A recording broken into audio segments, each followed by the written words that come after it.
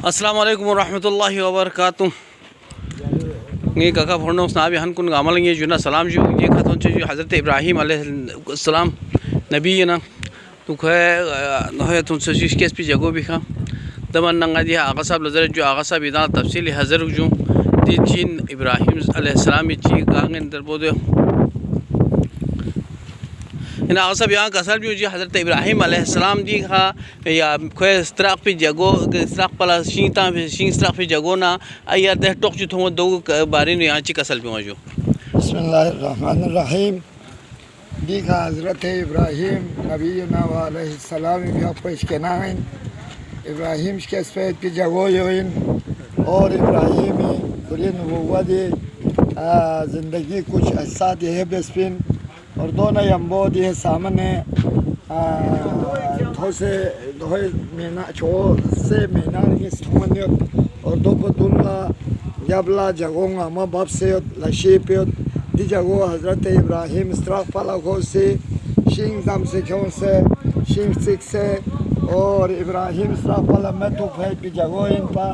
اور یاری مینار پا صرف ابراہیم میں پھا مولا مسترات سکھ پو لختالا خوان دک پا بھریف چس پی مینار پوئن اور دے مینار پوئی حقو دوسر تین دوس ابراہیم من جنیغ ذریعہ ہے کیوں سے دے میدون پوئی پامنا خداوند عالمین حکم سون یا نارکونی بردم و سلامن علی ابراہیم لے میں کھائی ابراہیمی ہڈروس اور ابراہیم سلامت ہے یو اور دے محنت بے سے کتنی ذات عام بہت عام محنت بے سے شین جمع بے سے تیل تب سے دے تو بھائیتی میلوں میلہ پھر بھائیتی بیابیونگا میں شوپون سکھ سے سلب ہوت پا اور دے ان میں پی میدون پا بینو حضرت ابراہیم تھون منا دے میدون پا گلزار سو مندوق سر سو بہت بہت شکریہ آغا صاحب یہاں معذرت کے ساتھ یہاں جو تھوڑا بہت یہ اردو میں بھی آپ ذرا بڑی مہربانی اردو سننے والے بھی ہمارے بہت سارے ہیں تو آپ بڑی مہربانی کر کے یہ تھوڑا بہت اردو میں بھی اسپیچ کرے گا بڑی مہربانی بسم اللہ الرحمن الرحیم یہ جگہ یہ جو یعنی قبہ جو نظر آتا ہے یہ حضرت ابراہیم کا جائے ولادت ہے ولادت کا گھر ہے یہاں حضرت ابراہیم علی نبینا علیہ السلام پیدا ہوا ہے اور حضرت ابراہیم کی نصف زندگی اسی جگہ پہ گزرا ہے تو یہاں سامنے ایک بہت بڑی میدان نظر آتا ہے اس بڑی میدان میں بہت بڑی نشیب نظر آتا ہے اور اس کے سامنے اوپر بہت بڑا ایک اونچا سا ایک مینار نما جگہ نظر آتا ہے تو یہ ہے کہ یعنی نمرود ملعون نے نبوت کی اس آج کو جلانے کے لیے نبوت کی یعنی حضرت پیغمبر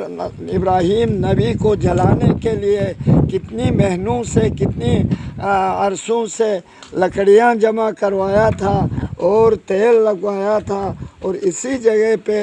اتنی بڑی آگ جلایا جو میلوں میل پرندوں کو اڑنے کی طاقت نہیں ہوتے تھے جل کے زمین پر گر جاتے تھے اور اس کے سامنے جو اونچا وہ مینار نما جگہ ہے سنا ہے کہ نمرود لعین اسی جگہ پر بیٹھ کر ابراہیم کو جلانے کا وہ مظاہرہ کرنے کے لیے مشاہدہ کرنے کے لیے دیکھنے کے لیے اسی جگہ پر بیٹھ کر ابراہیم کو منجنیق کے ذریعے اس آگ میں ڈالا گیا تو اللہ تعالیٰ کے حکم ہوا یا نارکونی بردم و سلامن علی ابراہیم اے ابراہیم اے نار نمرود ٹھنڈی ہو جاؤ ابراہیم کو سلامت رکھے جو ہی ابراہیم اس آگ میں پہنچے ہی تھے تو اس آگ کو تبدیل ہو کر ایک گلزار بن گیا تو